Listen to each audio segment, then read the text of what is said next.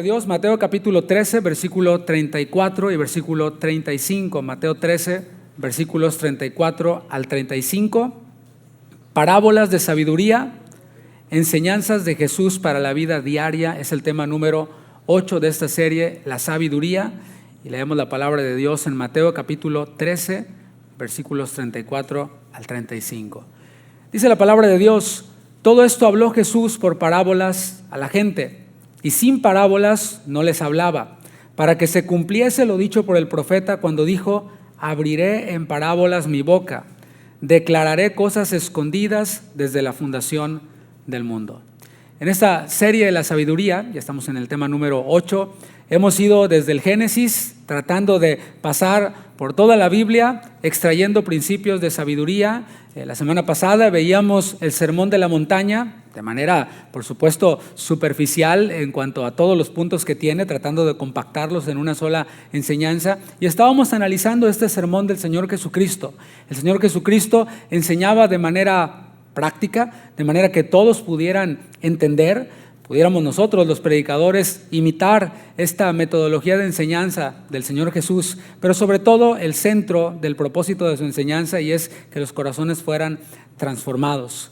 Las parábolas son una metodología de enseñanza que el Señor Jesús eligió para comunicarse con nosotros. Vemos desde que abrimos la Biblia a Dios comunicando. Cuando Él creó todas las cosas, dijo: sea la luz, comunicó, y la luz fue hecha. Hubo una comunicación entre la Trinidad, Padre, Hijo, Espíritu Santo: hagamos al hombre. Y vemos a Dios hablando, a Dios hablando, a Dios comunicando.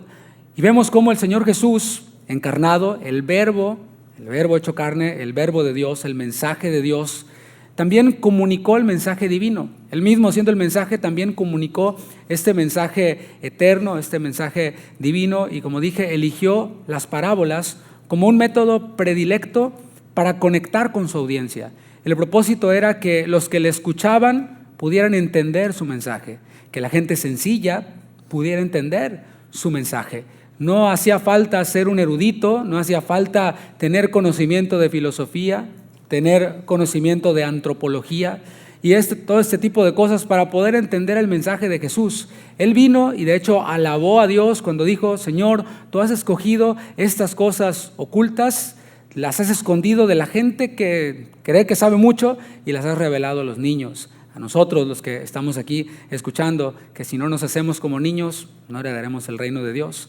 Las parábolas de Jesús reflejan ese deseo de Dios de comunicarse con nosotros de forma que podamos comprenderlo.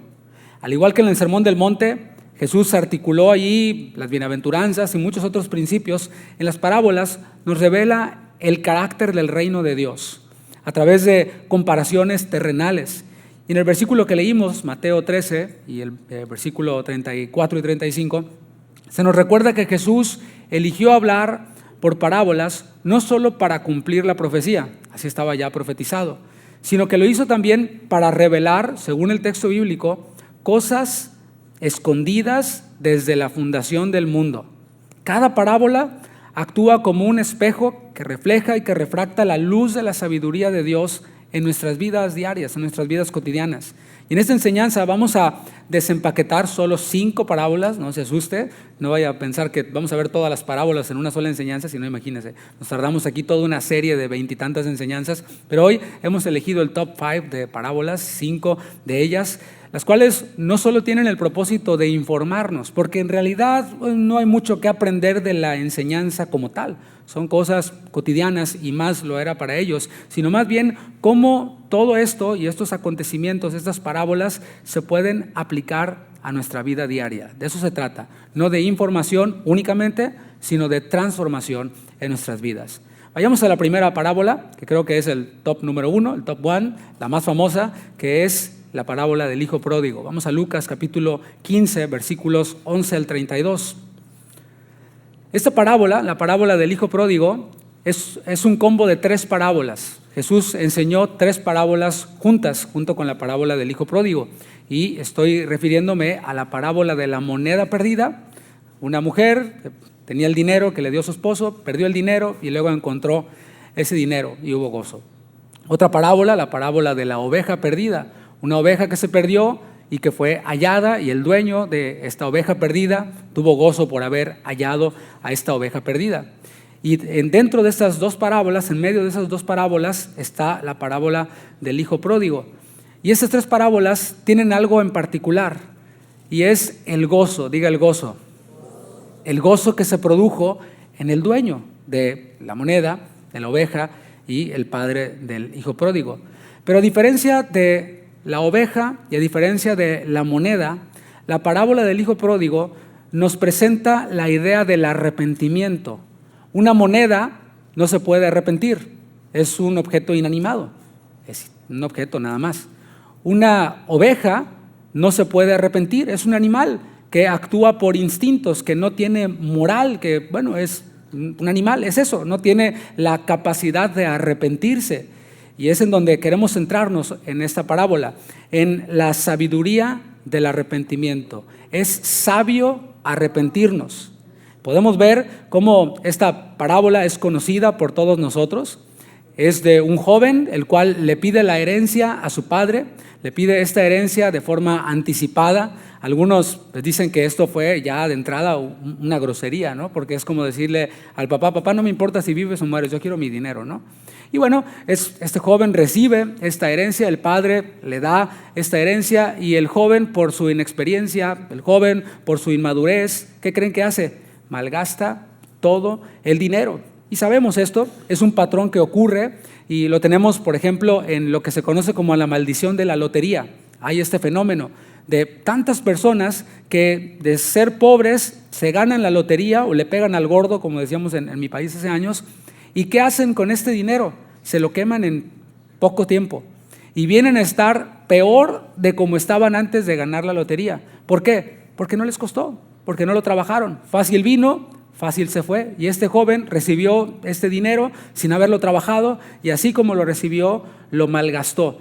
Y la parábola de Jesús enfatiza y nos da detalles acerca de en qué malgastó el dinero. Lo gastó con rameras, con prostitutas, se fue al antro, se dio la vida loca, se fumó de todo, se tomó de todo, se drogó con todo, poniéndolo, por supuesto, en el tiempo del día de hoy, y terminó en la ruina. Cuando ya no tuvo nada, se le acabaron los amigos. Y así es.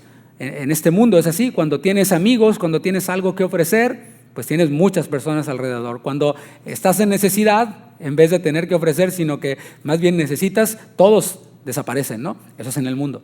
Pero así le ocurrió a este joven que terminó en una provincia apartada, alimentando cerdos y también comiendo de la comida de los cerdos, oliendo mal. Todos conocemos esta parábola, pero veamos el arrepentimiento de este hijo pródigo en Lucas 15, versículo 17. Lucas 15, 17. Dice, y volviendo en sí, dijo, ¿cuántos jornaleros en casa de mi padre tienen abundancia de pan? ¿Y yo aquí perezco de hambre? Me levantaré e iré a mi padre y le diré, Padre, he pecado contra el cielo y contra ti. Ya no soy digno de ser llamado tu hijo. Hazme como a uno de tus jornaleros. Y levantándose, vino a su padre. Arrepentimiento, del griego metanoeo, es percibir posteriormente. Proviene de la palabra meta, que es después, que implica un cambio, y noeo, que es percibir. Nous, mente, es el asiento de la reflexión moral. Como decía, a diferencia de los animales, el ser humano, al ser creado a imagen y a semejanza de Dios, posee la moral, ¿sí? Aunque sea un hombre pecador, tiene moral. A lo mejor está distorsionada, pero hay algo de moral. Y vemos cómo el arrepentimiento es algo que comienza en la mente, involucra la mente. Es un cambio de manera de pensar. Por si alguien se preguntaba, ¿qué es arrepentirse? Algunos le echan mucha crema a sus tacos, pero arrepentirse es simplemente cambiar de manera de pensar. Antes pensaba de esta forma y ahora pienso de esta otra forma. Y a veces es opuesta completamente. Es algo que comienza en la mente, pero que se extiende hacia las acciones. ¿Cuál es su pensamiento en su corazón? Tal es él. Así que por cuanto cambió la manera de pensar, cambian también las acciones. Viendo al hijo pródigo. El hijo pródigo lo primero que hizo fue reconocer la circunstancia, la situación en la que se encontraba. Así se ve el arrepentimiento. Es alguien, primero, que reconoce la condición en la que está. Alguien que no reconoce que está enfermo, pues no va al doctor. y no recibe tratamiento y puede ser algo mortal. Entonces hay que reconocer primero la condición en la que estamos. Estoy en un terrible problema matrimonial. Bueno, hay que reconocerlo. No decir, no, está todo bien, no necesito nada. Yo estoy bien, gracias. No necesito de nada, ni de nadie, ni del consejo de nadie, ni mucho menos de un pastor, no menos. No, eso no es sabiduría, para no decir que es irracionalidad. Pero comienza entonces con el reconocer la condición en la que estamos. Él dijo, mira dónde estoy en el lodo. Luego tomó la decisión de levantarse e ir a buscar a su padre. Y delante de su padre reconocer que su error fue grave. Pero hay algo importante, es reconocer, es meditar, ¿verdad? Hacer un plan, pero no es solo hacer el plan, sino levantarse. Hay que levantarnos e ir en búsqueda de aquel a quien hemos ofendido, a quien le hemos fallado. Obviamente, primeramente esto aplica para con Dios. El hijo pródigo pensó, he pecado contra el cielo, primeramente, y contra ti. O sea, es reconocer que cuando nosotros ofendemos a otros, cuando nosotros actuamos haciendo nuestra propia voluntad, estamos pecando contra el cielo. Pero no solo se queda en eso, entre Dios y yo, sino que se extiende hacia nuestros semejantes. Así que es sabio que apliquemos el arrepentimiento con nuestros semejantes. Primero con Dios, ¿verdad? Primeramente, es la primera aplicación que vemos aquí. ¿Por qué? Porque Dios envió a su Hijo Jesucristo como propiciación para nuestros pecados y manda a todo hombre, dice la palabra, en todo lugar, sin distinción, a que se arrepientan. ¿Por qué manda a todo hombre en todo lugar a que se arrepienta? Porque tiene la capacidad de arrepentirse, porque no es una moneda, porque no es un animal, aunque algunos actúan como tal, ¿verdad? Pero tienen la capacidad de arrepentirse, de cambiar su manera de pensar en cuanto a lo que tiene que ver con la salvación.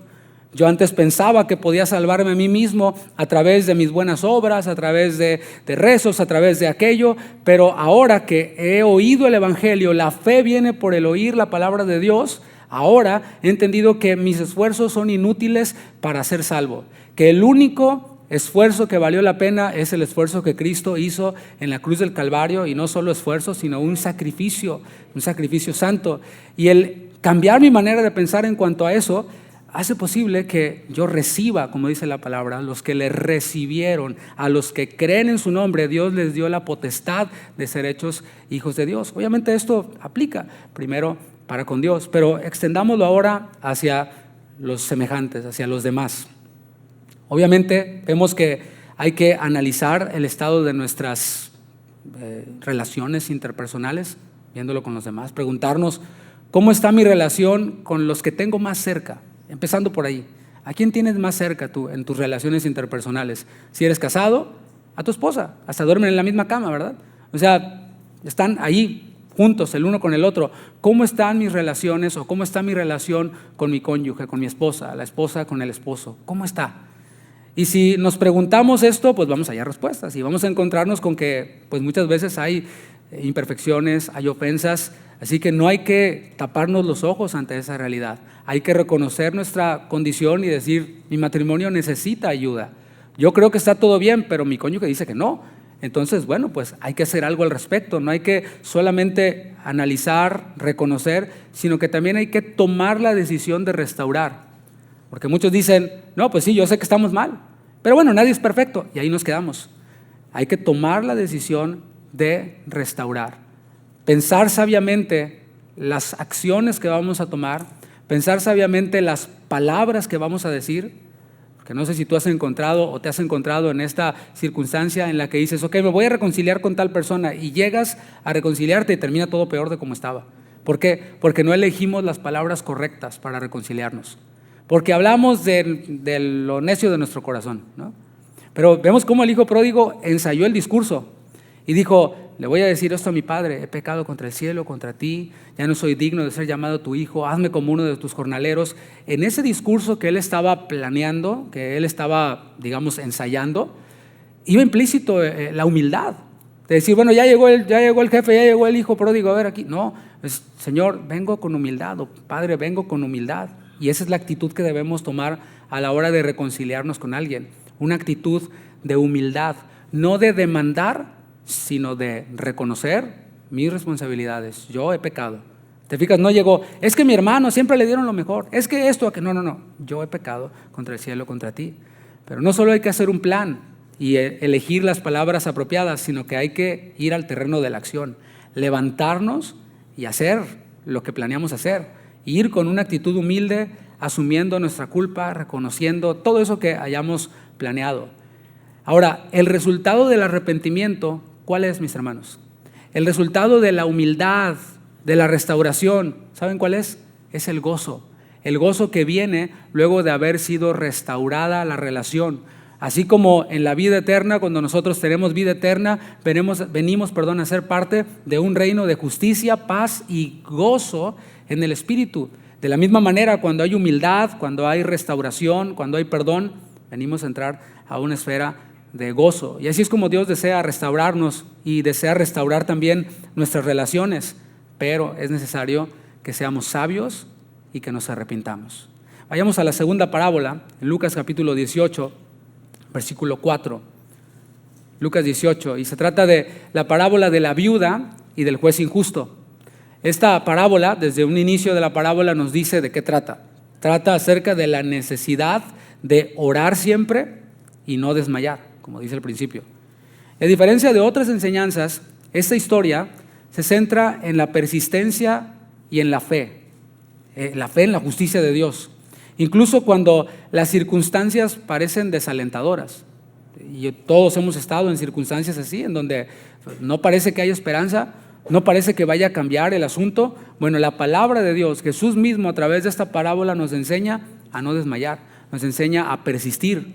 Lucas 18:4, se relata aquí la historia de una viuda que enfrentaba injusticias, como ocurría en aquel tiempo, dentro de una comunidad patriarcal. Cuando el hombre ya no estaba, la mujer quedaba desamparada, quedaba sin provisión, quedaba prácticamente en la calle, muchas de ellas. Pero esa mujer necesitaba justicia y acude repetidamente a un juez que ni temía a Dios ni respetaba a los hombres. Pero veamos lo que hizo el juez injusto. Lucas 18:4. Y él no quiso por algún tiempo hacerle justicia a la viuda. Pero después de esto, dijo dentro de sí: aunque ni temo a Dios, ni tengo respeto a hombre, sin embargo, porque esta viuda me es molesta, le haré justicia. No sea que viniendo de continuo me agote la paciencia y haga yo aquí un espectáculo, ¿verdad? Faltándole al respeto y pierda la postura. A pesar de este rechazo inicial que hubo en él, la viuda no se dio por vencida. No fue una vez y dijo, no, pues estaba cerrada la oficina del juez, así que bueno, pues me voy. Ya, yo creo que no. No, ella persistió. ¿Te la imaginas? Haciendo un plan, voy a ir, y si está cerrado me voy a esperar allá afuera. Y si no me abren, pues regreso mañana y mando una carta y hago esto. Vemos la persistencia que ella tenía, y esta constancia llevó al juez a actuar no por convicción, no porque fuera justo, no que fuera porque fuera un servidor, sino porque no quería evitar, o más bien quería evitar las molestias de esta viuda.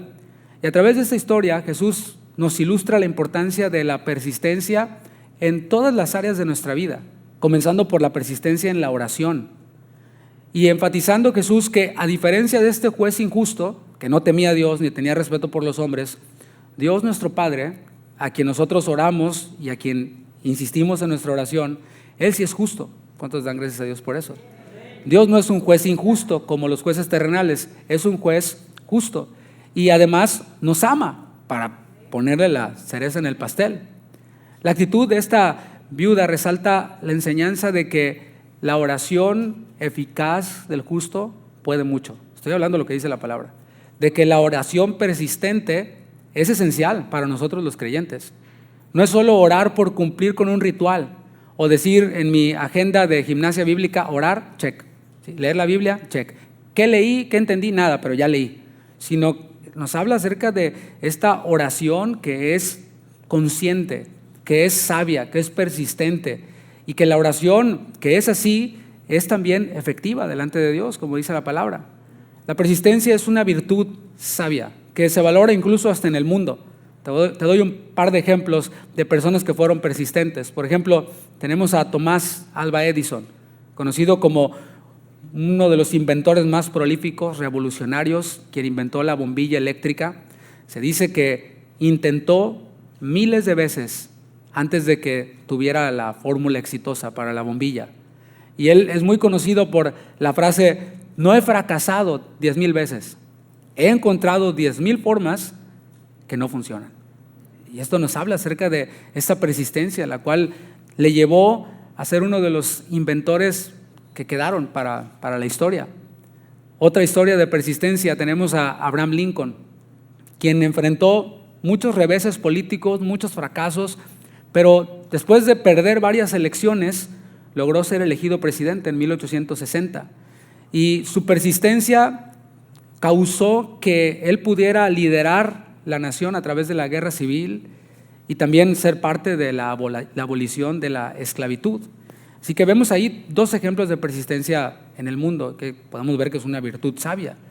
Pero volviendo con Dios y con nuestra comunión con Él, esta actitud de perseverancia se necesita en nuestra comunión con Dios, en nuestra relación con Él. Hebreos 10, versículo 39. Hebreos 10, 39 dice: pero nosotros, diga yo, si tú has creído en Cristo, aquí estás incluido, no somos de los que retroceden para perdición. O sea, hay algunos que están entre nosotros o que pudieran estar entre nosotros que retroceden para perdición. O sea, en vez de ir de gloria en gloria, siendo transformados de gloria en gloria, como dice la palabra, van como el cangrejo, para atrás, van retrocediendo. Y el destino de aquellos que retroceden, según Hebreos 10:39, es para perdición. Pero nosotros no somos de esos, sino de los que tienen fe para preservación del alma. Hay muchas pruebas, mis hermanos, que nosotros enfrentamos en nuestro caminar con Cristo. Incluso poniéndolo así muy, muy sencillo y muy cotidiano. Hay muchas distracciones que tenemos cuando nos proponemos hacer algo para el Señor o, digamos, orar, leer la palabra de Dios. Hay distracciones, no sé si solo a ti te ha pasado, pero estás a punto de orar y entra un mensaje y estás, Señor, ¿contesto o no contesto? Bueno, sí contesto. Y ya se te fue, ya no oraste, ¿no? Y dices tú, híjole, ya se me fue todo el día y no oré. O vas a leer la palabra o estás leyendo algún buen libro y distracciones. Bueno, la palabra nos muestra esto, que hay cosas que enfrentamos, dificultades, pruebas, distracciones. Pero, mis hermanos, es necesario que perseveremos, que persistamos en nuestras relaciones, volviendo a nuestras relaciones interpersonales. Si tenemos algún problema con alguien, con tu esposa, con tu esposo, con alguien de la congregación, no nos demos por vencidos. Hay veces que tú dices, no, es que tal persona, no me llevo bien con esa persona. Mira, fue un día que a lo mejor lo saludaste y no andaba de buenas, traía dolor de estómago, qué sé yo, y no te regaló una sonrisa y ya a partir de ahí te diste por vencido.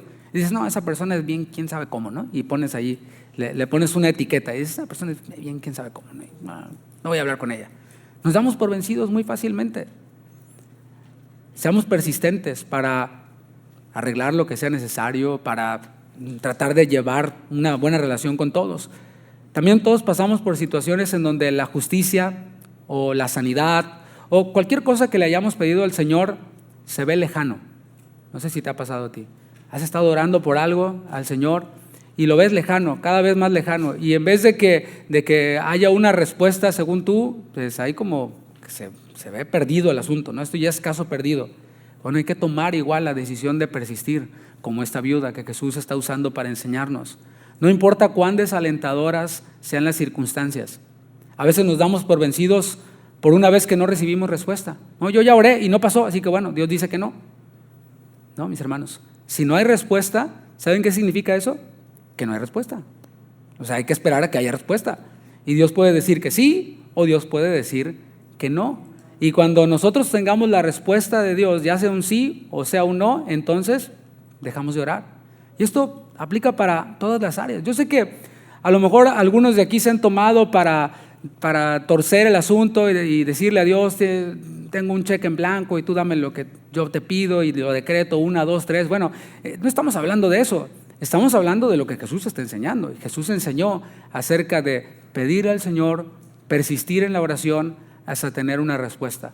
Si es algo fuera de la voluntad de Dios, Dios te va a decir que no. Pero si es algo dentro de la voluntad de Dios, Dios te va a decir que sí. Pero la mayoría del tiempo no es a la primera que Dios dice que sí. La mayoría del tiempo hay que esperar dentro del tiempo de Dios a que Él responda. A diferencia de los jueces terrenales, como este juez que enfrentó esta viuda, Dios promete actuar justamente y sin tardanza dentro de su tiempo. Al igual que con la viuda, Dios nos asegura que nuestra constancia será recompensada, que nuestra perseverancia será respondida con justicia, con restauración. Dice la palabra que si pedimos alguna cosa según su voluntad, Él nos oye y Él responde. De eso es de lo que yo estoy hablando. Pudiera ser que tú le pidas al Señor algo material y que insistas y que Dios te lo dé en su misericordia. ¿Ha ocurrido? Sí, claro, ha ocurrido. O sea, Dios se encarga de nuestras necesidades, incluso nos da más allá de lo que podemos pedir o imaginar. Pero yo estoy hablando de cosas que están dentro de su voluntad, dentro de su plan. Si tú y yo le pedimos al Señor sabiduría para ser mejores esposos, para ser mejores padres, para ser mejores administradores, ¿eso estará en su voluntad? Claro. Entonces Dios nos lo va a dar. No desistamos y no digas, no, ya Dios no me cambió. No, persistamos. La lección que Jesús quiere que aprendamos es que en el reino de Dios la justicia va a prevalecer y que nuestras oraciones dentro de su voluntad van a ser escuchadas y van a ser atendidas. Ahora exploremos una parábola doble en Lucas 14, versículo 28. Una parábola que nos enseña que no solo hay que orar. Qué bueno que seamos personas de oración persistente, con fe, pero también que seamos personas que sabemos planear. Si estamos orando, pidiéndole algo al Señor que es conforme a su voluntad, hay que estar preparados para recibirlo. Hay que planear. Me voy a adelantar a leer la parábola, ahorita la leemos. Le pongo una parábola dentro de la parábola, pero esa es una historia real. Cuando nosotros empezamos la congregación, éramos un puñito de personas en la sala de nuestra casa, que es su casa, nomás no vayan todos al mismo tiempo, no cabemos. Y ese fue el problema, que no cabíamos ya. Y nos fuimos de nuestra casa a un hotel, allá por el 45 Sur, y el hotel pues era costoso y era pequeño, cabían como 40 personas, luego se extendió a 80 personas y empezamos a exceder las 80 personas y estábamos ahí pues rompiendo las leyes, ¿verdad? Había ahí un límite y rompiendo las leyes nosotros y ay Señor, ayúdanos, ¿no? Y bueno, pasamos del pedirle al Señor a las acciones. Pero antes de que saliéramos nosotros a buscar un lugar en donde pudiéramos congregarnos, el Señor puso esta impresión precisamente basado en esto, ¿no? Es el Señor diciendo, oye, ¿y ya quieres ir a un lugar más grande? Sí, ok, y allí van a haber salones. ¿Ya tienen maestros para los niños? No, pues todavía no. Y ya tienen esto, y empezó el Señor pues a poner la impresión en mi mente acerca de las cosas que debíamos preparar para cuando ya tuviéramos el lugar. Y es que así somos, ¿no? Señor, dame un hijo. Sí, pero no puedes mantenerte tú ni a tu esposa y estás pidiendo un hijo. Bueno, pide el hijo, pero mientras planea y prepara. Y eso fue lo que hicimos, nos juntamos con los líderes y en fe, pidiéndole al Señor y en fe planeamos, elaboramos un plan como que ya tuviéramos el lugar. Y tan pronto hicimos ese plan, el Señor nos dio este lugar en el que estamos. Fue el primer lugar que visitamos, no visitamos más lugares. Llegando aquí, directo, recibimos la respuesta y aquí estamos después de 6 años ya, ¿no? Ahora sí leamos la parábola, Lucas 14, 28. Porque ¿quién de vosotros queriendo edificar una torre no se sienta primero y calcula los gastos a ver si tiene lo que necesita para acabarla? No sea que después que haya puesto el cimiento y no pueda acabarla, todos los que lo vean comiencen a hacer burla de él, diciendo, este hombre comenzó a edificar y no pudo acabar. ¿O qué rey al marchar a la guerra contra otro rey no se sienta primero y considera si puede hacer frente con 10,000 al que viene contra él con 20,000? Y si no puede, cuando el otro todavía está lejos, le envía una embajada y le pide condiciones de paz. Bueno, la interpretación principal de esta parábola tiene que ver con su contexto.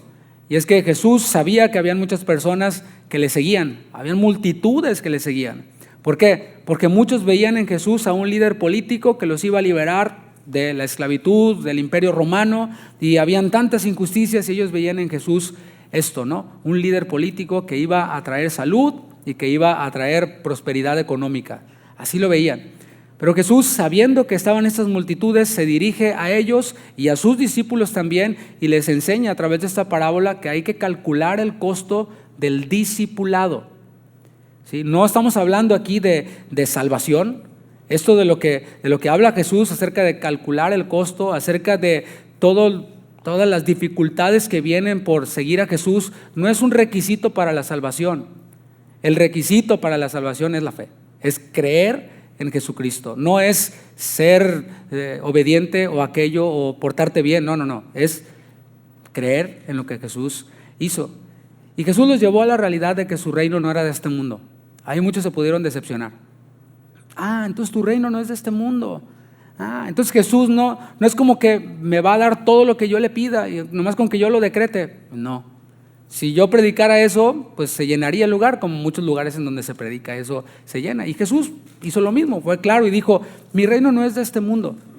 Y aunque quiero aclarar, en su misericordia, el Señor suplió las necesidades de muchos. O sea, entendamos esto. No es que se trate únicamente de milagros y noche de milagros y sanidades. O sea, sabemos que el Señor en su soberanía actúa como Él quiere, no de acuerdo a mis límites mentales, sino de acuerdo a como Él quiere. Y a veces nos centramos en eso yendo al lado opuesto y diciendo, no, los milagros no, lo más importante es la salvación. Sí, lo más importante es la salvación. Y Jesús sabía eso, ¿no? A eso vino, a lo suyo vino. Sin embargo, haciendo lo suyo, también sanó a muchas personas, también alimentó a muchas personas, hizo bien a muchos, como se ve registrado en los libros de los Hechos. O sea, lo uno no está peleado con lo otro, y esa es la misma actitud que nosotros debemos tener para con los demás. No, es que esa persona nomás viene por su milagro. Bueno, gloria a Dios, si lo recibe, gloria a Dios. ¿Cuántas personas no fueron sanadas por Jesús, que no creyeron en Él? Solo por mencionarte a esos 10 leprosos. Los 10 fueron limpiados. ¿Cuántos regresaron a darle gloria a Dios creyendo en Jesús? 1. O sea, de acuerdo en esa narración bíblica, o sea, te estoy dando una base bíblica, 1 de cada 10 recibe su milagro y cree en Jesús. Los otros no. Bueno, así es, mis hermanos. Yo aquí he visto personas que han venido llorando, enfermos, oramos por ellos, el Señor los sana y está registrado, O sea, a las pruebas nos remitimos. El Señor los sana y desaparecen. Bye. Bueno, oramos para que regresen. Lo más importante es su salvación, porque si no creen en Jesús, pues a lo mejor ya no van a tener esa enfermedad y se van a perder. Oramos porque regresen, porque se reconcilien, pero el Señor en su misericordia sana, hace milagros a aquellos que incluso Él sabe que no van a creer en Él. Pero Él está hablando acerca de esto, ¿no? De hay que calcular el costo para ser discípulo de Jesús. Eso es para nosotros, para los que hemos creído. Ahora, apliquemos esta parábola a otros ámbitos de la vida, no solo al calcular el costo del discipulado, sino a otros ámbitos de la vida, porque el discipulado es holístico, es integral. O sea, incluye no solamente mi teología, sino que incluye también mis acciones, mi vida, para todo. ¿Cómo podemos aplicar esta parábola a nuestra vida cotidiana? Bueno, en primer lugar, evaluando cuidadosamente antes de comprometernos, sea en proyectos personales, en cosas de estudios, en nuestra iglesia. Hay que tomarnos el tiempo y evaluar si tenemos los recursos para emprender tal o cual cosa. No aventarnos nada más, sí. Después venimos a hacer la vergüenza de muchos. Y antes de tomar una decisión hay que calcular. Y esto puede abarcar tantas áreas, como dije, lo laboral, lo profesional, la parte de la iglesia. Hay algunos que dicen, no, sí voy a ir a esta iglesia, ya te comprometiste y ya dice tu palabra y hasta saliste en la foto ahí, ¿no? Y todo. Y a los 15 días te vas porque no estás de acuerdo con cosas secundarias. Bueno, por eso mejor les damos tiempo. Antes de decir, no, yo quiero ser miembro de esta iglesia, analiza todo. O sea, todo lo que sea un problema para ti, al ser parte de esta iglesia, analízalo. Es mejor calcular el costo a después no pues quedar en vergüenza, ¿no? Y ya no andar contestando el teléfono porque, ay, qué pena, es que ya dije que sí, pero ahora dije que siempre no. Bueno, hay que calcular. O en el área laboral, si estoy ante un cambio de trabajo y ese trabajo me va a consumir más tiempo, tengo que calcular. Es decir, ok, yo tengo ya mi agenda llena y en mi agenda hay cosas que son espirituales, parte de mi discipulado, etcétera. Entonces, ese trabajo me va a consumir más tiempo. Entonces, no estoy diciendo, di que no automáticamente, ¿no? Puedes calcular y decir, ok, si me va a aumentar 1 hora al día de trabajo, ese trabajo, entonces, ¿por qué no me despierto media hora o 1 hora antes en la mañana? y hago lo que debo hacer, lo que ya está dentro de mi agenda, y así voy entrando al trabajo sin afectar todo lo demás, sin sacrificar cosas valiosas. Otra enseñanza que podemos sacar de esta parábola es considerar nuestras batallas. Sí, estoy hablando de los conflictos que tenemos, porque habló acerca de un rey que va a la guerra y calcula y ve que no tiene con qué enfrentar al otro rey y manda esta embajada de paz. Esto incluye, o esto abarca también los conflictos que nosotros tenemos. Hay veces que nos metemos en problemas que no debíamos habernos metido. Hay veces que opinamos cuando nadie estaba pidiendo nuestra opinión. No sé si te ha pasado. Y te metes en una conversación y ni sabes, pero nomás hablas porque quieres hablar. Y terminas avergonzado, porque de eso habla, ¿no? De vergüenza. Y dices tú, híjole, al hablar ya evidencié mi ignorancia. Pero además de que soy ignorante, soy arrogante también, y no me van a mover de aquí porque, aunque sé que no tengo la razón, de todas maneras voy a luchar, ¿no? Hay que considerar nuestras batallas.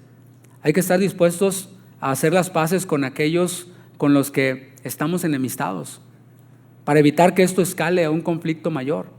No sé si tú lo has pensado o lo has notado, pero hay veces que las personas están distanciadas, y cuando haces un análisis del por qué, te das cuenta de que eran cosas bien absurdas.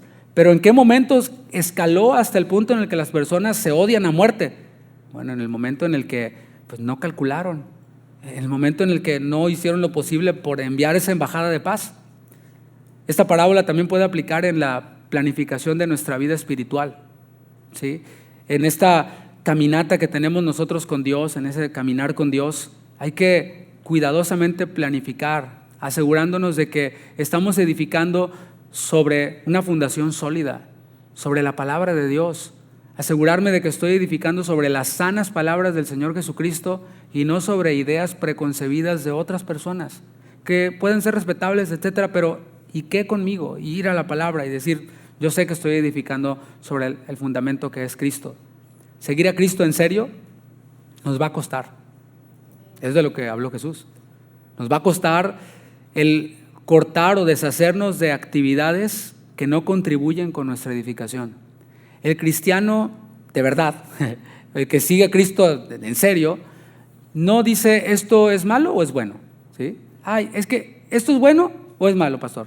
Y no tiene que andar preguntando, ¿no? ¿Esto es bueno o es malo? No, ya lo sabe, porque tiene al Espíritu Santo. Así que nadie le tiene que mostrar en la Biblia que es bueno o malo tal o cual hábito.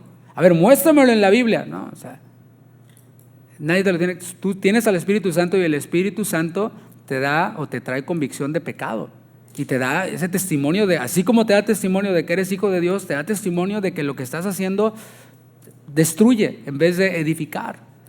Por eso la palabra dice, sigamos lo que contribuye a la paz y a la mutua edificación.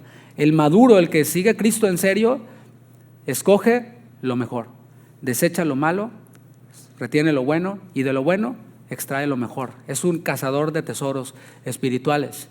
Y lo mismo debemos hacer, desecharnos o desechar aquello que no contribuye con nuestra edificación. Y eso es algo que no podemos ignorar. Hay que estar preparados para ello. O sea, no se trata de ver a quién elimino, a quién bloqueo, a quién no, sino estar preparados para cuando estemos delante de situaciones, decir, tal relación, tal actividad no me edifica, me deshago de ella. La lección que Jesús quiere que aprendamos es clara: ser prevenidos, ser previsores, lo cual es clave para el éxito en cualquier área de nuestras vidas.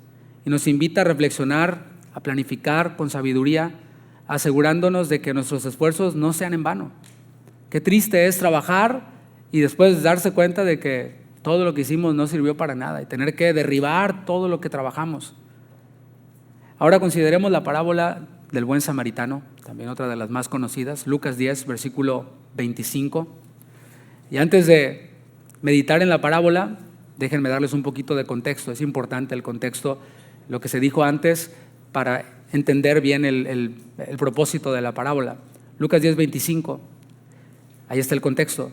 Dice, y he aquí un intérprete de la ley se levantó y dijo para probarle, Maestro, ¿haciendo qué cosa heredaré la vida eterna?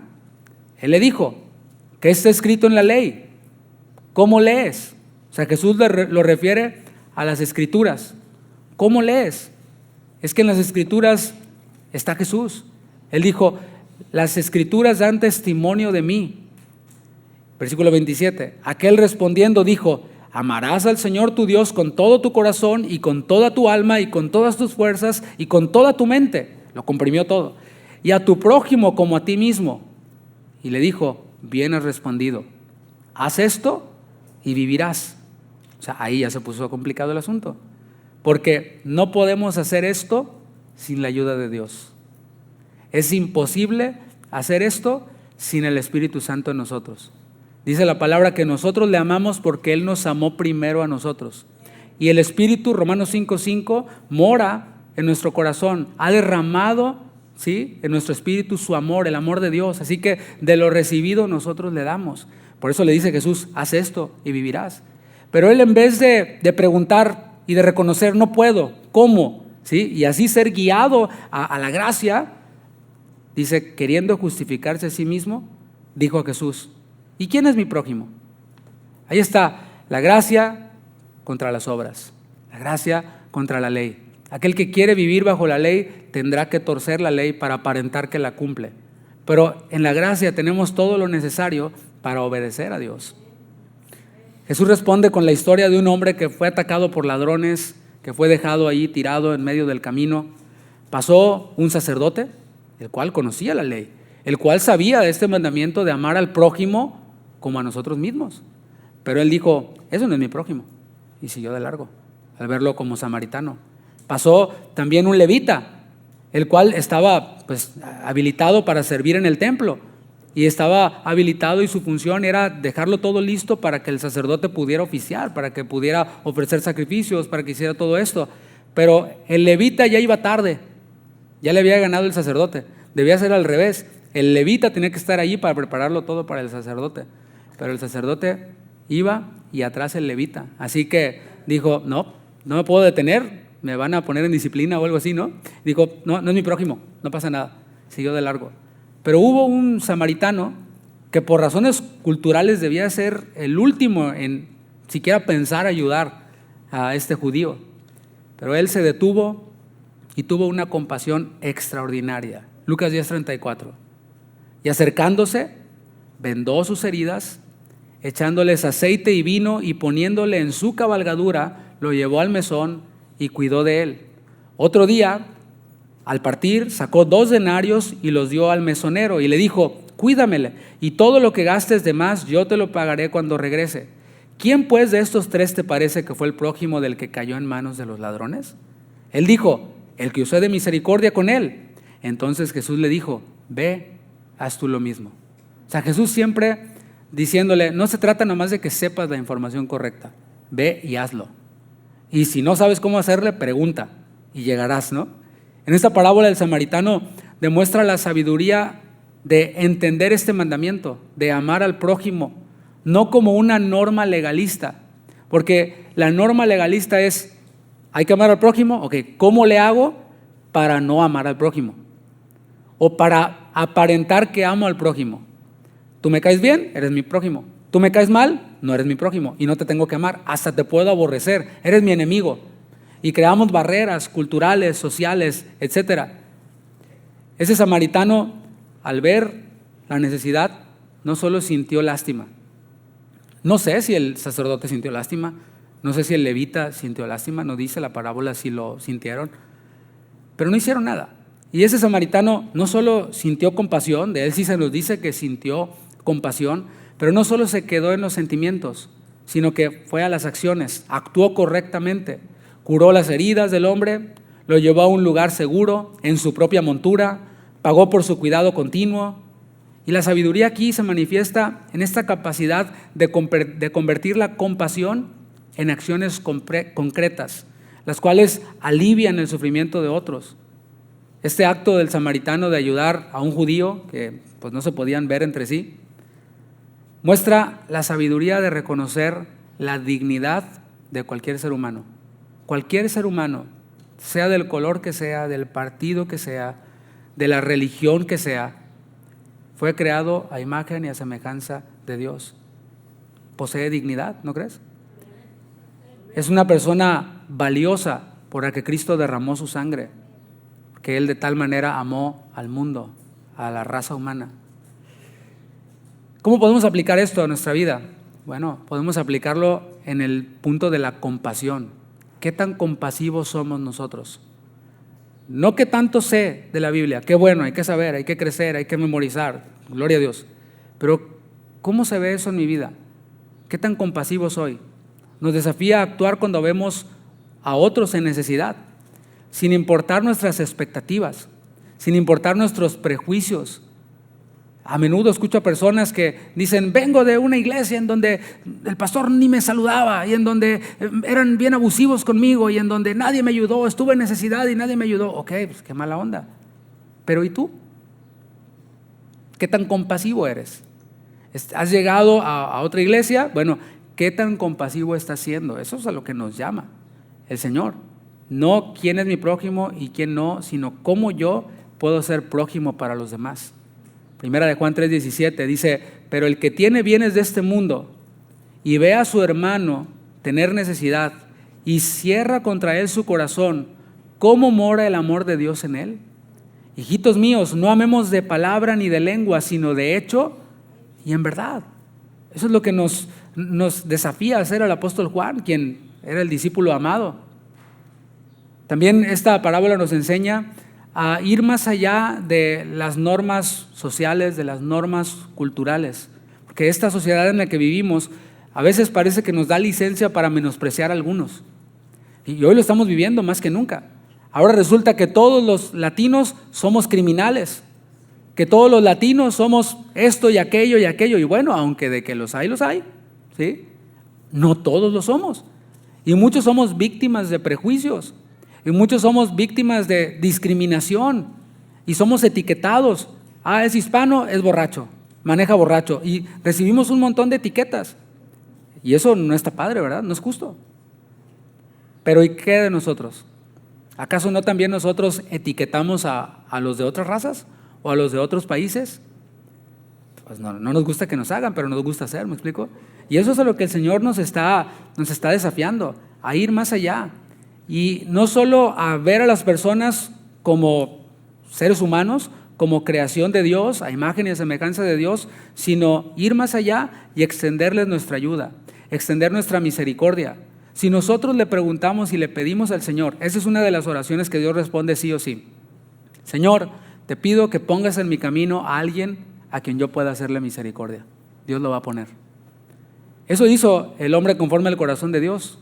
Dijo, oigan, ¿no habrá quedado alguien de la casa de Jonatán a quien yo pueda hacer misericordia? Y buscaron y le trajeron a Mefiboset. Dios siempre va a poner un Mefiboset en nuestro camino a quien nosotros podamos hacer misericordia, pero estamos muy ocupados pidiéndole un Tesla. ¿Sí? Señor, te pido, o una troca, ¿no? La Cybertruck. O sea, esa oración, tal vez sí, tal vez no, pero ponme, Señor, a alguien a quien yo le haga misericordia, esa Dios te la va a responder. Y hay que planear, ¿no? Hay que tener este dinero lo tengo reservado para hacerle misericordia a alguien. Y es maravilloso ver la obra de Dios. Y precisamente esa es otra enseñanza que podemos extraer de aquí, la inversión personal en el bienestar de otros. La palabra nos anima a estar dispuestos a renunciar a bienes personales, sea tiempo, sean recursos, para ayudar a otros. Y entendamos, ¿no? Una cosa es lo que nosotros separamos para la obra de Dios, para que haya alimento en la casa, dicho en lenguaje bíblico, porque obviamente hay biles que pagar, hay cosas que suplir, etcétera, ¿no? Pero la palabra nos llama a ir más allá, y de eso que nosotros hemos dispuesto, aparte, tener nosotros algo para ayudar a otros, primeramente, mayormente a los de la familia de la fe, pero se extiende a cualquier persona, obviamente con sabiduría. Mateo 25:35, Jesús hablando, dice, porque tuve hambre y me disteis de comer, tuve sed y me disteis de beber, fui forastero y me recogisteis, estuve desnudo y me cubristeis, enfermo y me visitasteis, en la cárcel y vinisteis a mí. Toda obra que nosotros hacemos a otros que son a imagen y a semejanza de Dios es como si le estuviéramos haciendo a Jesús mismo. Eso, si lo tomáramos en serio, cambiaría nuestra perspectiva de todo este asunto, ¿no? Porque si nosotros viéramos a Jesús en cada persona que está en necesidad, haríamos lo posible y lo imposible para atender a esa necesidad. Por eso es necesario que Jesús nos lo recuerde. Y en el versículo 40 de Mateo 25, Jesús dice: de cierto os digo que en cuanto lo hicisteis a uno de estos mis hermanos más pequeños, a mí lo hicisteis. Ahí Jesús nos adelanta algo de lo que va a ocurrir, ¿no? La parábola del buen samaritano es un recordatorio poderoso de que nuestra fe debe manifestarse en actos de amor. Nuestra fe debe manifestarse en actos de misericordia. Y el Señor Jesús concluye, como leímos la parábola, con ese mandato que parece simple pero es profundo. Le dice el intérprete de la ley y a nosotros: ve y haz tú lo mismo. ¿Quién quiere ser? ¿Un sacerdote que pasa de largo? ¿Un levita que pasa de largo?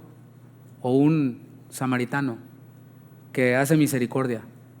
Y a lo mejor al intérprete de la ley le chocó eso y dijo: ¿Cómo voy a ser como un samaritano? No has entendido nada. Nos llama a todos a ser agentes de misericordia y a redefinir continuamente quién es nuestro prójimo. Cuando tengas bronca con alguien, cuando tengas prejuicios con alguien, recuerda: es mi prójimo, es mi prójimo. ¿Y qué debo hacer con mi prójimo? Amarlo. ¿Cómo? Como Dios me amó a mí. Explorando la dinámica del perdón, Jesús cuenta una parábola, la parábola del deudor inmisericordia. Y esta parábola fue dicha en respuesta a una pregunta de Pedro, el apóstol Pedro, acerca de cuán frecuentemente debemos perdonar. En Mateo capítulo 18 se encuentra esta parábola.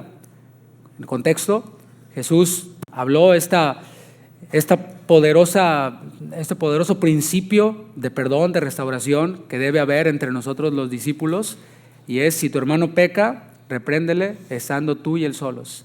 Si te oyere, has ganado a tu hermano. Mas si no te oyere, pide ayuda. Y ahí Jesús pone todo este proceso que debe llevarse a cabo para restaurar, no para demostrar que yo tengo la razón. Quiero crucificar a tal persona y ya pasé por Mateo 18, o sea, lo tomamos como que ya cumplí con el protocolo, ahora sí vamos a crucificarlo. No. El propósito es restaurar, es la restauración del hermano. Y después de que Jesús pone este principio para la iglesia, para los creyentes, de restauración y de perdón, Pedro dice: ¿cuántas veces perdonaré a mi hermano que peque contra mí? Y se pone bien espiritual. ¿Hasta 7, Señor? O sea, entre los judíos eran 3, ¿no? Pero Pedro dijo: voy a ir al doble y un poquito más. ¿Hasta 7? Y se quiso ver bien, ¿no? Como a veces nosotros nos queremos ver bien. Decimos: claro, como yo oro 35 horas al día. Y claro, como yo ayuno. Y nos ponemos en ese plan, ¿no? Sí. Y Pedro pone esto. Y Jesús le dice: no te digo hasta 7, sino hasta 70 veces 7. ¿Sí hay matemáticos aquí? ¿Ya calcularon cuántos son 70 veces 7? Ni en mis sueños más terribles yo podría calcular cuánto es eso, ¿no? Necesito calculadora. Y el propósito de Jesús no era que echáramos matemática. Gloria a Dios por eso, ¿verdad? El propósito era que nos diéramos cuenta que hay que perdonar las veces que sean. Es sin llevar la cuenta, porque en 1 Corintios 13 dice que el amor no lleva un registro de las ofensas recibidas. Estamos hablando de amar al prójimo, ¿no? Entonces, como te amo, no llevo un registro de cuántas veces me has ofendido. Así como Dios no lleva un registro de cuántas veces nosotros hemos pecado. ¿Cuántos dan gracias a Dios por eso? Dice la palabra que Él, fíjate, cómo nosotros no podemos comprender a Dios en nuestra mente finita. Dios conoce todas las cosas, ¿no? Es omnisciente. Pero Él, en su soberanía, decide no acordarse de nuestros pecados. O sea, Él lo conoce todo, ¿no? Pero Él decide, a pesar de ser omnisciente, no acordarse de nuestros pecados que ya perdonó. Así que si tú ya te arrepentiste, si ya recibiste el perdón de Dios, no tienes por qué estar desenterrando el mugrero del pasado. Eso es lo que hace el acusador de los hermanos. Eso es lo que hace el enemigo. Dice la palabra que somos nuevas criaturas, que las cosas todas son hechas nuevas en Cristo. Así que si tú te arrepentiste, el Señor dejó atrás. Alguien necesitaba escuchar esto, yo creo. El Señor dejó atrás y olvidó tus pecados, te hizo una nueva criatura, te perdonó. Pero hablando de esto, hablando del perdón y de la respuesta que Jesús le va a dar a Pedro, le dice una parábola, la cual se trata de un siervo que debía una cantidad estratosférica a su rey, a su señor.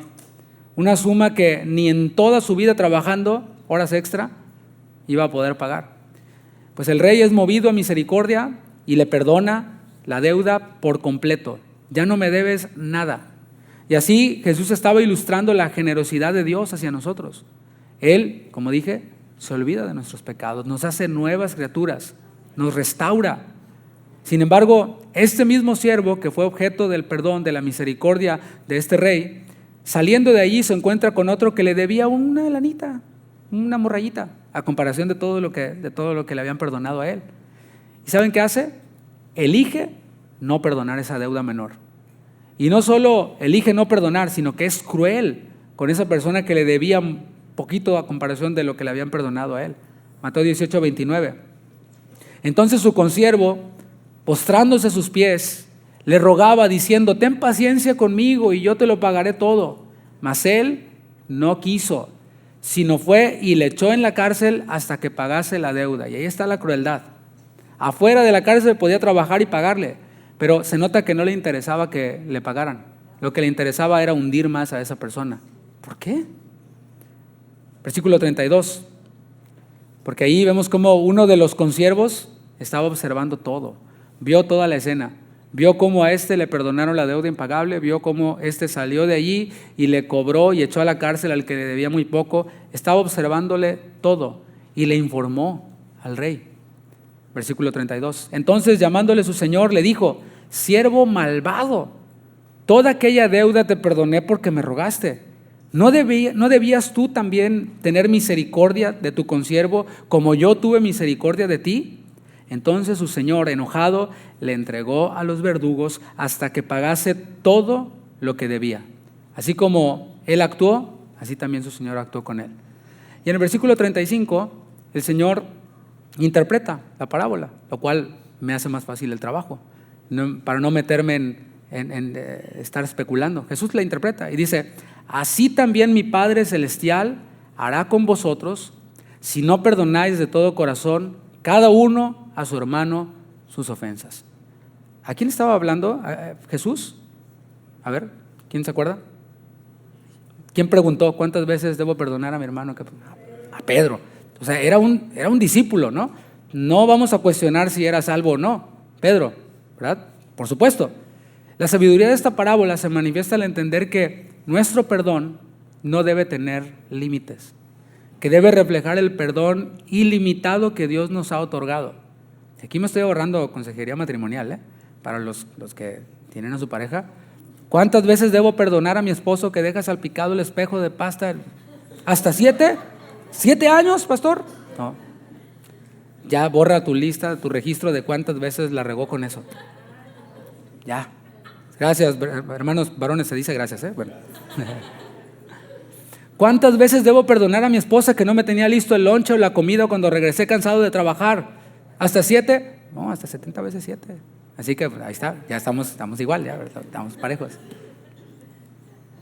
El rey en la historia simboliza a Dios, cuya voluntad de perdonar nuestras transgresiones supera nuestro entendimiento humano. Y se espera de nosotros esa misma actitud. ¿Por qué has perdonado tantas veces a esta persona que te ha hecho tanto daño? Pues no entendería, pero ¿tienes tiempo? Siéntate, te predico toda la predicación. El siervo que no quiso perdonar, como podemos ver, enfrentó consecuencias terribles por su falta de misericordia. Fue grande la gracia, pero también la responsabilidad y la expectativa para él era grande. Eso es justo, ¿no? Al negarse a extender el perdón que él mismo había recibido, fue entregado a los verdugos hasta que pudiera pagar toda su deuda, lo cual es una metáfora de la tortura espiritual, del tormento que tú y yo, discípulos de Cristo, podemos experimentar cuando retenemos el perdón, ¿sí? O sea, yo no me voy a meter aquí en que si está hablando de que el que no perdona va a perder la salvación. Ese no era el propósito de Jesús, por Dios. O sea, veamos lo que Jesús nos quiere enseñar y no nos vayamos por las ramas tratando de buscar preguntas que a lo mejor no tenemos la capacidad de responder por nuestra ignorancia. Jesús no estaba hablando acerca de supralapsarianismo, infralapsarianismo. Estaba hablando de que hay que perdonar al que nos ofendió. That's simple. Así de simple es el mensaje del Señor. ¿De qué sirve que conozcas todas las doctrinas si estás todo amargado? Eres un miserable. Bueno, le está poniendo ahí el Señor. O sea, claro, alguien que está en el infierno no es muy próspero, ¿verdad? Es alguien miserable, que está en tortura. Bueno, la misma analogía aplica para aquel que decide no perdonar, para aquel que decide ser cruel. Es como si estuviera en el infierno. Vive encerrada en su propia amargura esa persona. Mira, agarra sus barrotes, los solda, prepara su cárcel, así como va a estar, se mete en la cárcel, le pone candado, tira la llave y se queda disfrutando su amargura. Es que no merece el perdón esa persona. Lo que yo sufrí, nadie más lo ha sufrido y ya está todo amargado. Una persona así no crece espiritualmente. Y ahí es en donde uno se responde a la pregunta que a veces uno mismo se hace. ¿Cómo es que esa persona lleva 30 años de cristiano o 40? Yo todavía ni nací y ya era cristiano. Y no pasa del kindergarten en la madurez espiritual. Ojo, no estoy hablando del conocimiento. No, estoy hablando de la madurez espiritual. ¿Sí? ¿Cómo es posible? Pues porque está amargado. Una persona amargada que retiene el perdón no avanza, no crece. Así que sería bueno que meditemos en quién me hirió hace 30 años. Es que el pastor no sé cuál me hirió y me lastimó y abusó de mi confianza. Ok, pues qué mala onda. No quiero minimizar tampoco lo que te hicieron. Pero bueno, hay que perdonar, es lo que dijo Jesús. ¿Cómo ofendimos nosotros a Dios con nuestro pecado? Pues de manera incontable ante la santidad de ese Dios santo, santo, santo. Nuestro pecado le afrentó, pero Él nos perdonó sin merecerlo y nos vuelve a perdonar si nos arrepentimos. Dice la palabra que dice: hijitos míos, estas cosas os escribo para que no pequéis, mas si alguno hubiere pecado, abogado tenemos para con el Padre. Y si nos arrepentimos, Él nos perdona. Está esa gracia para nosotros, para el que se arrepiente. De la misma manera, Él espera eso de nosotros. Y la persona que no perdona no solo está amargada, no solo se estanca espiritualmente, sino que también afecta a los que están alrededor. Daña a los que están alrededor. Nadie quiere estar alrededor de alguien amargado, de alguien que no ha perdonado. Y peor aún, de alguien que disfraza su amargura, su falta de perdón, de espiritualidad o de conocimiento bíblico. No me interesa saber cuánto sabes de la Biblia. Me interesa que perdones a aquel que te ofendió, así como Dios te perdonó a ti en Cristo. El Señor Jesús advirtió esto en el Sermón de la Montaña, lo vimos, Mateo 6:15. Mas si no perdonáis a los hombres sus ofensas, tampoco vuestro Padre os perdonará vuestras ofensas. ¿Qué dice ahí? Lo que dice. O le vamos a inventar, es que sí dice, pero no dice lo que dice, porque aquel dice lo que dijo y este no. No, si no perdonamos a los hombres sus ofensas, Dios tampoco nos va a perdonar a nosotros. Nuestras oraciones, dicho en lenguaje bíblico, tienen estorbo. O sea, estoy hablándote con la palabra. Segunda de Corintios 2:10. Vemos ahí a Pablo, quien recibió la doctrina de Jesús, quien entendía esto, hablándole a una iglesia inmadura, a los corintios. Una iglesia, sí, que tenían dones espirituales, que bueno, gloria a Dios, están allí los dones para edificación de la iglesia, gloria a Dios, pero que estaban envanecidos en su mente, que veían a alguien que estaba en pecado y no hacían nada. Dicen: no, todo bien, es que la gracia, todo padre, sí, aleluya, cada quien agarra la suya. Y ahí sí que él no agarraba la suya, agarraba la del papá, el de ahí de 1 Corintios 4. Y pasaban por alto el pecado de las personas, como algunos esperan que pasen por alto su pecado en las iglesias, ¿no? Pero por otro lado, se caían del otro lado del caballo, porque en la segunda epístola vemos cómo había alguien que había causado daño a la iglesia, que había ofendido al apóstol Pablo directamente y que no lo querían perdonar y que no lo querían dejar pasar a la iglesia. Y era como si los sugieres dijeran: mira, si viene fulanito de tal, no lo dejes pasar, déjalo afuera. Y es más, échale a la policía, ¿no? O sea, ¿qué es lo que hicieron ellos? Eso es lo que estaban haciendo. Pero vean cómo responde Pablo. Segunda de Corintios 2:10. Y al que vosotros perdonáis, yo también. Porque también yo lo he perdonado, si algo he perdonado. O sea, el lenguaje de Pablo es impresionante. Me ofendieron y ustedes están comprándome el pleito a mí. Yo ya lo perdoné. Es más, ni había nada que perdonarle. Así es como debemos tomar las ofensas. Ay, que tal persona dijo esto de ti. No, es lo que hay. O sea, ¿Qué esperas? ¿Que esta persona cómo es? ¿Qué esperas? ¿Que hable pura edificación y bendición? No, está amargada y lo que va a hablar es amargura. Y si yo aparezco en el tema, pues va a hablar mal de mí y bueno, pues no pasa nada. Mira, yo sigo comiendo y sigo durmiendo, ¿verdad, mi amor? Hasta ronco. O sea, todo bien. ¿Sí ronco? No, nadie dice que no ronco. O sea, es lo que hay. Es lo que dice Pablo.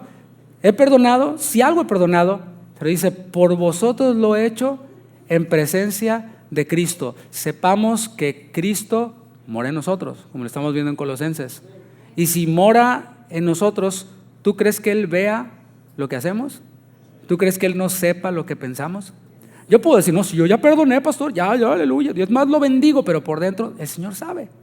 Entonces, dice Pablo, en presencia de Cristo he perdonado. No tengo que demostrarle nada a nadie tampoco. Yo lo hice en presencia de Cristo. Pero Él sabía que ese perdón iba a impactar a otros. Así como aquel consiervo que estaba viendo todo. Por eso dice, por vosotros lo he hecho. Y el versículo 11 dice, para que Satanás no gane ventaja alguna sobre nosotros, porque no ignoramos sus maquinaciones. Nosotros sabemos que Satanás existe, que es real. Sabemos que fue derrotado en la cruz del Calvario. Ahí obtuvo su derrota definitiva, ¿sí? Que aquel engaño que hizo a Eva fue como un golpe en el talón. Pero esa victoria de Cristo en la resurrección fue un golpe en la cabeza de la serpiente, que está derrotado. Sí, sabemos nosotros también que mayor es el que está en nosotros que el que está en el mundo. Sabemos que ni principados, ni potestades, ni ángeles, ni nada nos podrá separar del amor de Dios que es en Cristo Jesús, que Él exhibió esos principados y potestades. Todo eso lo sabemos y es una realidad bíblica, pero también estoy viendo aquí en la palabra de Dios que Satanás puede ganar ventaja sobre nosotros, Pablo incluido y los corintios también. ¿Cómo se le da ventaja a Satanás? ¿Cómo se le da autoridad a Satanás? Teniendo raíces de amargura en el corazón, reteniendo el perdón. Es simple, mis hermanos. Si la voluntad de Dios es que perdonemos, ahí está, de forma implícita y explícita. ¿Cuál será la voluntad del adversario? Que no perdonemos. Dios quiere que perdones, Satanás quiere que no perdones. Y para lograrlo, aunque está derrotado, tiene maquinaciones. Y para lograrlo, va a utilizar situaciones, así que engaños, como con Eva. ¿Con que Dios te ha dicho que tienes que perdonar? Sí, ha dicho, pero mira lo que te hicieron. No, y esa persona se nota que no se ha arrepentido. Y esa persona mira eso y se empieza a inflar la cabeza y se la compras al engañador. Se la compras a Satanás y gana ventaja. Y tus oraciones tienen estorbo.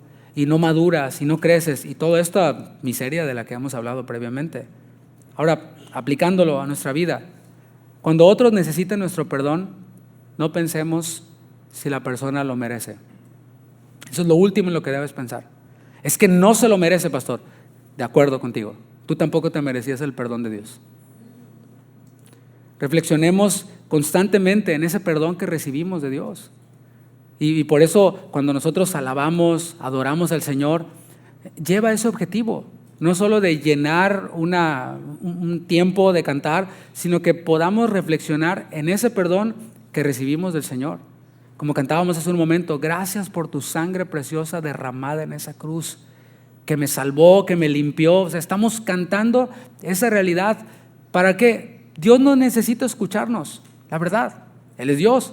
Somos nosotros los que necesitamos recordarnos que esa sangre nos limpió, que esa sangre nos perdonó. Y al que está huyendo, porque también lleva un propósito evangelístico, y al que está huyendo, que no ha creído en Cristo, que sepas que esa sangre a ti también te puede limpiar y también te puede salvar, si crees en Él, si le recibes.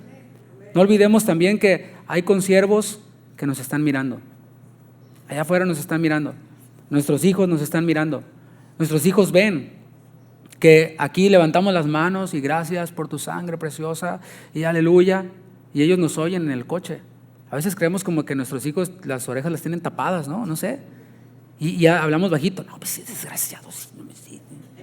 Pero los niños todo oyen y todo entienden. ¿Y qué creen? ¿Les digo un secreto? Luego van y lo dicen allá los maestros de iglesia infantil, ya no lo voy a mandar. Bueno, si vemos un niño aquí ya sabemos por qué, ¿no? Los queman. Bueno, los míos ya no van a la clase, ¿no? A mí me quemaban, ¿sí? Y después andamos aquí apantallando, ¿no? Y somos hipócritas a veces, la verdad. Porque allá nuestros hijos dicen lo que oyen. Esos consiervos están viendo si perdonamos o si no perdonamos. Y yo te recomiendo que ellos nos vean perdonando, otorgando el perdón. Los vamos a impactar de esta manera. El perdón genuino puede transformar comunidades, reparar relaciones, muestra la realidad del amor de Cristo en acción. Así que esta parábola del deudor y misericordia nos sirve como recordatorio de la gracia que hemos recibido y de este mandato a replicar esa misericordia en nuestras vidas. Vemos las consecuencias graves de no perdonar, y no para que el Señor nos condene. O sea, esto no es condenación, sino es evitarnos el dolor. Si tú vas allí, te va a ir así. O sea, no te está mandando Dios allí. Dios te está mandando a que perdones para que evites esas consecuencias, ese sufrimiento, y seamos imitadores de Dios como hijos amados. Así que hoy, para ir concluyendo, te invito no solo a ser un oyente de la palabra, sino un hacedor. Es lo que buscamos en esa congregación. Si hay alguien que nos ve y dice, ¿de qué se trata Casa de Oración Houston? Bueno, buscamos que hayan hacedores de la palabra y no tan solamente oidores. Y para eso estamos. Que cada uno de nosotros pueda ser un reflejo claro del amor de Cristo y así pueda llevar luz, pueda llevar esperanza, transformación a todo lugar a donde vaya. Yo te pregunto, ¿estás listo para vivir estas verdades? Invito a que te pongas de pie. Porque cada uno podemos tomar la decisión de comprometernos con el Señor y decirle, Señor, voy a echar mano de esta sabiduría que tú me das y ser un discípulo tuyo, no solo en palabras, sino en hechos. Y hoy el Señor hace muchos llamados, por lo menos 5 llamados en cada parábola. Si hubiera alguien hoy aquí que está viviendo como ese hijo pródigo, que ha estado viviendo, haciendo su voluntad, quizás peor o no tan peor como el hijo pródigo moralmente, pero sí has estado haciendo tu voluntad lejos de tu Padre, lejos de aquel que te creó. Bueno, el Señor sigue con los brazos abiertos. Esa cruz son brazos abiertos. La palabra dice, Jesús dijo, cuando el Hijo del Hombre sea levantado en esa cruz, a todos atraeré a mí. Es lo que dijo Jesús. Y Él está trayéndote, lo hace con lazos de amor. Hoy has oído acerca desde la alabanza, acerca de esa sangre del Cordero de Dios. Y Dios está como ese Padre deseando que vengas. Él no quiere que tú perezcas. Él quiere que todos procedan al arrepentimiento. Y hoy tú puedes tomar esta decisión, porque no eres ni una moneda, ni una oveja, un animal. Eres un ser humano creado a imagen y a semejanza de Dios, que puede tomar la decisión de arrepentirse, cambiar su manera de pensar. Quizás ya lo estás haciendo, la palabra lo ha estado haciendo. Y de levantarte y venir a tu Padre. Y decirle, Padre, he pecado. Mi pecado ha sido incredulidad. No creer en tu Hijo Jesucristo. Pero hoy yo le recibo, creyendo en que su sangre derramada es suficiente para pagar por mi pecado y darme vida eterna. Señor, que hoy entre nosotros hayan quienes tomen esta decisión. Gracias porque lo hemos estado viendo. Las personas que se bautizaron ayer, algunos de los que estuvieron aquí hoy, tomaron esa decisión de recibirte, de responder a ese llamado al arrepentimiento, de confiar en lo que tu Hijo Jesucristo hizo. Y eso es lo que esperamos, Señor, que cada vez hayan más personas que lo hagan. Gracias. Si hay alguien aquí que ya es salvo, pero que ha estado apartado del Padre también, hoy tú puedes tomar la decisión de levantarte e ir al Padre, reconciliarte con Él o reconciliarte con alguien. Hoy el Señor nos llama a ser como esa viuda persistente también. No te desanimes si has estado pidiéndole eso al Señor, que tú sabes que es conforme a su voluntad. Él va a responder y Él va a hacer. No digas, este es mi aguijón en la carne. Eso lo dijo Pablo, pero tú no eres Pablo.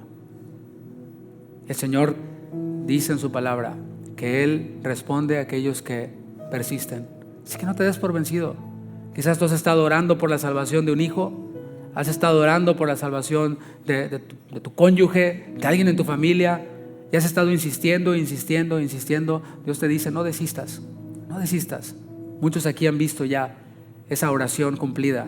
Tú y yo somos esa oración cumplida. Hoy el Señor nos llama a planificar nuestras vidas sabiamente, nuestros proyectos, nuestras relaciones, y a orar antes de comprometernos, y a organizar antes de comprometernos. Hoy el Señor te está llamando a ser como aquel samaritano misericordioso y mirar a tu alrededor, dejar de verte a ti mismo, lo que tú necesitas y lo que tú demandas, y mirar alrededor para ver a quién puedes tú hacerle misericordia el día de hoy. Y hoy el Señor nos habla a través de este siervo que detuvo el perdón y las consecuencias que vivió. No tienes por qué sufrir esas consecuencias. No tienes por qué seguir sufriendo esas consecuencias si las estás sufriendo. Hoy el Señor te ofrece esta oportunidad de que perdones. Una vez más, lo dijo el Señor a través de palabra profética hace un momento. Y una vez más el Señor te lo vuelve a recordar. Esto es para todos, pero sin duda hubo alguien aquí que Dios le puso el reflector. Y a través de cosas que tú conoces, Dios habló. Así que no lo dejes para después. Oremos al Señor. Señor, gracias. Gracias por tu palabra. Gracias porque ella nos transforma. No solo nos informa, sino que nos transforma. Queremos dejarnos transformar por ella y así parecernos cada vez más a tu Hijo Jesucristo. Habla en nuestros corazones, Señor, como lo has hecho el día de hoy. Necesitamos esa sabiduría para hacer tu voluntad. Necesitamos esa sabiduría y hoy nos levantamos y acudimos a ella sabiendo que tú nos darás sin reservas esa sabiduría que necesitamos. Obra en cada corazón, Señor. Obra en cada vida. Sigue manifestándote de manera gloriosa, Señor. Habla con Él, mi hermano. Levanta tu voz, puedes hacerlo.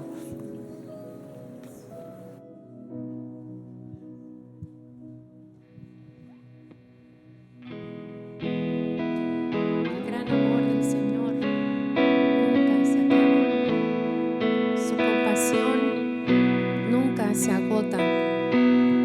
Pues cada mañana nuevas son sus misericordias con nosotros. Gracias, Señor, por tu bondad. Sin rencor me miraste, Señor.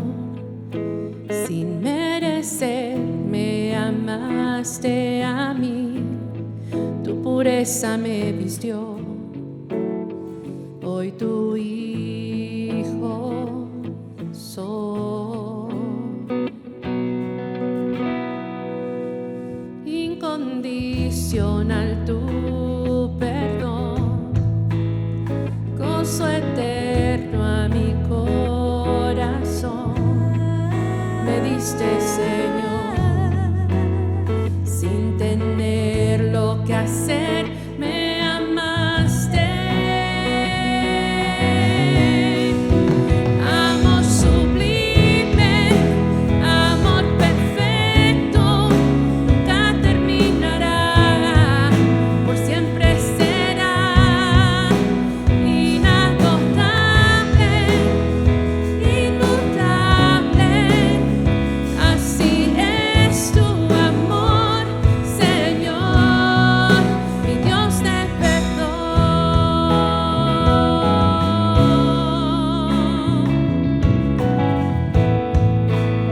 Gracias, Señor, con confianza me acerco a ti, recibiendo tu gracia y perdón.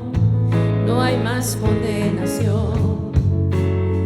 Tu amor todo lo pagó. Incondicional tu perdón, gozo eterno a mi corazón. Me diste, Señor, sin tener lo que hacer, me amaste. Amor sublime, amor perfecto, nunca terminará, por siempre será inagotable,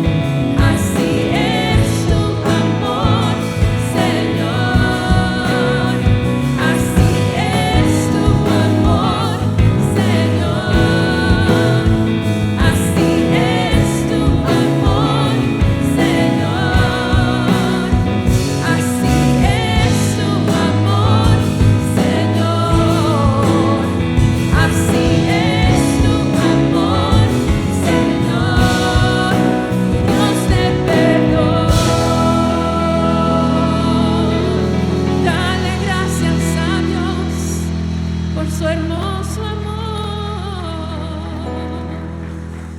El Señor ha escuchado nuestro clamor. Él es nuestra fortaleza, es nuestro castillo y nuestro libertador. ¿Puedes dar un grito de alegría?